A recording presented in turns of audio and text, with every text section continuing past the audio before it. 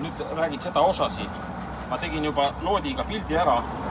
Kui võtta loodiga ja löök on siin tasandil, ma näitasin juba ära, siis oleks pidanud see osa kõik purusid seest olema.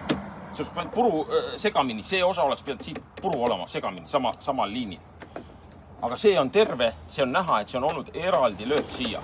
See ei ole üks ja sama kokkupuute hetk olnud. Ja kui vaadata siit, kuna plastik on maas, siis plastiku järgi nad võtsid selle, likvideerisid ära, reaalse olukorra on ära likvideeritud ja seal on näha, ka piltidel on näha, et löök ei ole tulnud otse nagu horisontaalis ei ole tulnud, horisontaal oleks selline.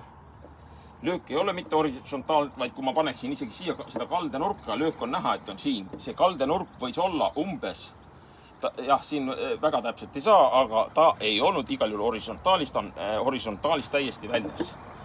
Ja niimoodi ei tee, ükski post ei saa niimoodi siia lüüa. Postid tulevad sisse, tulevad horisontaalid ja auto, kui lööks, ma ütlesin, see oleks segamini olnud, see on pehme liikuv plekk, näed, siin on väga hästi näha.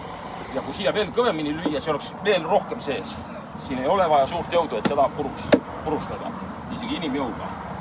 Isegi käevajutusega näed, ta liigub. Ja mida sa siin, kui siia jalaga põrutad, nagu inglased on tugevad jalgpallurid, siis see ei ole ühel korralikul jalgpalluril mingi probleem segi lüüa.